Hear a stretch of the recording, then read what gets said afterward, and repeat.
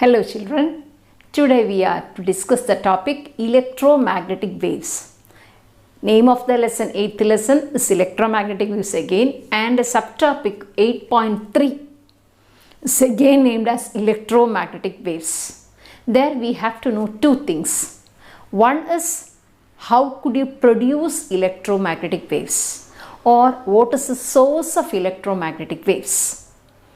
In the last video named as displacement current, we could understand few things about electromagnetic waves, and electromagnetic waves was generated with the help of a charging capacitor. Hertz used a charging capacitor to find out there is the presence of electromagnetic waves. Now, what are the other sources we have? That's the first part. And second part is the nature. What is the nature of electromagnetic wave? We know that visible light is electromagnetic wave, and what are the specialities of the electromagnetic wave? Okay. So first topic, source. We are going to discuss three main sources. Number one, oscillating charge. What do you mean by oscillating charge? You know, oscillating pendulum, to and fro motion of a pendulum is known as oscillation of a simple pendulum. Same thing, imagine the charge is swinging like a pendulum. So what will happen? Now suppose this is the charge, this is the point P at a distance r. You have studied if they are at rest, it has electric field in between, and the value is 1 by 4 pi epsilon 0 q by r square. Is it not? So electric field varies with r, you know. Now suppose this is the point, this is the charge. Think the charge is swinging or oscillating in this manner. What will happen? What will happen if it is swinging? You can see that each and every moment the distance between the charge and the point P is going to change. Means what? Every moment, as long as it is oscillating, E keeps on varying. So you are getting a varying electric field instead of a steady electric field which a rest charge is giving. Rest charge is always giving steady electric field because R is not changing, Q is not changing, so the value of electric field is not changing. But here you can see, even if you are not changing that point, the charge is oscillating, E keeps on changing. And we have studied in the video, if there is change in the electric field, what will happen? Automatically there generates a magnetic field. So one can regenerate the other one. Explicitly we have shown it in the case of charging of a capacitor. We have seen in between the plates there is varying electric field. At the time inside that plates you have magnetic field as well. They are keeping on changing. E changes, B changes. E stands for electric field, B for magnetic field. So creates varying electric field. Who could create varying electric field? An oscillating charge. That electric field which in turn creates magnetic field. So within the capacitor you have seen, first you are having a very slow by slow, the charging is carrying on both the plates. Slowly gets charged, means slowly the potential rises. Means what? Slowly the electric field rises. At the time, if you place a capacitor in between the plates, it shows deflection. When it is steady, no deflection. Means varying electric field creates magnetic field.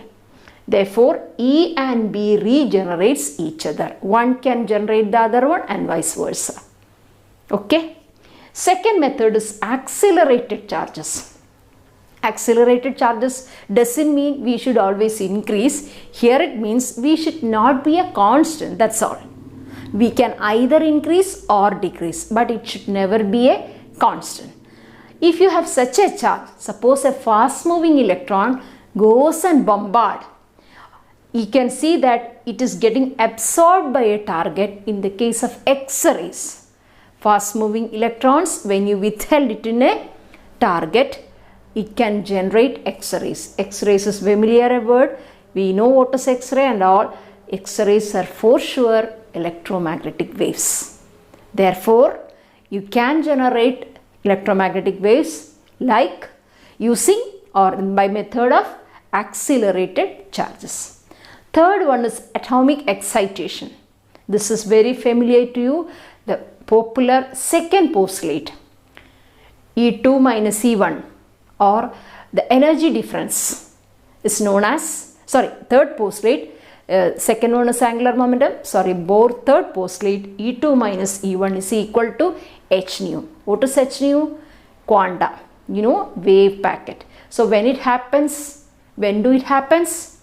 In an atom, the central part is nucleus, electrons revolving around in stationary states. At some point, if it has some energy, sufficient energy, it may go to higher states. But in higher states, it won't be stable. It rotates there in a little bit of time. Again, it comes back to the original position. At the time, when it jumps from higher state to the lower state, some amount of energy is getting radiated in the form of gamma rays mostly. And that is again electromagnetic waves. So atomic excitation is also a way by which we can produce electromagnetic waves. Clear? Next one is this nature. What is the nature of electromagnetic waves? One thing we could understand, E and B are mutually perpendicular. In the case, if you don't have seen that displacement current video, just look at it. In that it is well said that how E and B are perpendicular. You have two plates. If it is plus and if it is minus, electric field is from plus to the minus plate. For me, it is to the right. But if you have a loop well inside Amberian loop, the tangent of the Amberian loop is the magnetic field at each and every point. So that loop is perpendicular to the direction of electric field. So electric field, if it is in the right direction, in x direction, the other one is in the y direction, magnetic field, they are mutually perpendicular. And here most important thing is they should be perpendicular to what? Direction of propagation of the wave also. So just look at this. This is the condition. Suppose this is x-axis, or you can take in this manner, whatever it is good. Okay, this is x direction, this is y direction, pointing towards me is the z direction. So if you have a look at the wave, you can understand x-axis is the direction of propagation. Light wave is going in this direction. But the vectors electric field and magnetic field are mutually perpendicular and also perpendicular to the direction of propagation. So if this is x direction, electric field along y direction, magnetic field towards me, that is along plus z direction, plus x plus y plus z, I, j, k. So if this is in I and j, this should be k.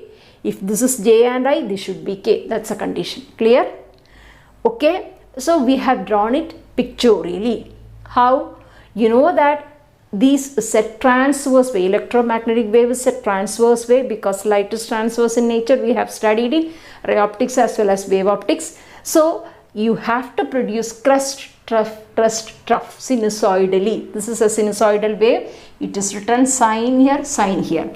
So on y-axis, it is slowly increasing the maximum, then decreasing, trough, again increasing, crest, so on. So this is in the plane of the board. The electric field is drawn in the plane of the board, xy plane of the board it is drawn. But what about B? Magnetic field. Magnetic field is always perpendicular to x and y, that is z direction.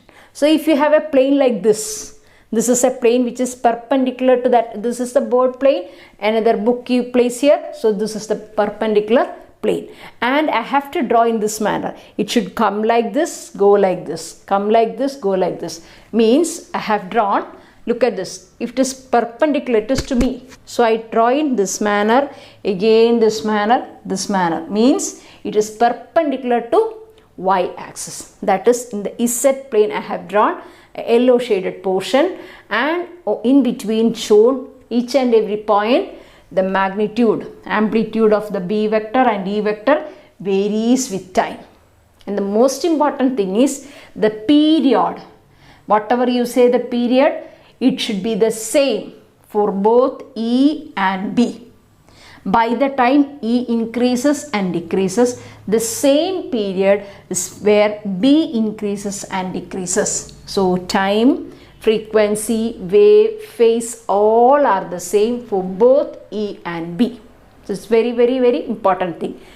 How E is increasing, the same manner B is increasing. How E is decreasing, the same manner B is decreasing. So on and so forth. Okay. So electric and magnetic fields are perpendicular and also perpendicular to the direction of propagation. If you could draw this figure, well and good. Okay. Now, so the values, sinusoidal waves, Ey is represented as E0 sine kx minus omega t. Similarly, Bz, it's along z axis, Bz equal to B0 sine kx minus omega t. This is wave equation you have studied earlier in class 11, where k is known as propagation vector. K shows the direction of propagation x and omega shows angular frequency. Now if you take the amplitudes E0 by B0, you will get c, that is velocity of light, 3 into 10 to the power 8 meter per second. Okay, and also you have other two more equations to find out c. C can be obtained as 1 by root upon mu 0 epsilon 0. What is mu 0? 4 pi into 10 to the power minus 7. What about epsilon 0? 8.85 into 10 to the power minus 12. This is chapter 4, this is chapter 1. All we have studied earlier, that's why I skip it. So this is again 3 into 10 to the power 8 meter per second. Another equation, the ratio of angular frequency to propagation constant, K. This ratio will again give the value C. So these are the three equations giving the value of C. And in numericals, these three equations are really helpful to calculate the velocity of the electromagnetic wave. Hope it is clear. Very small topic. One about the source, the other about the nature of electromagnetic waves. And also electromagnetic waves have energy as well as momentum. Suppose I am putting my hand, or I throw my hand, or my hands are out to the sun. What happens? After a while I feel warm. Why? Hand gets hot. Why? Energy is transferred, or the energy is received to my hand in the form of heat energy. Very simple. So the incoming has energy as well as it has momentum. Momentum is given by energy P by C, but U by C is known as momentum. But you know, C is very high, 3 into 10 to the power 8. So the momentum, we can't feel it. It is very little momentum, so that we cannot feel the momentum. But electromagnetic waves have both energy as momentum. Okay.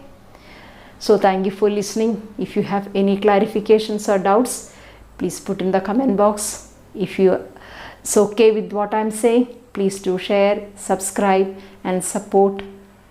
Thank you.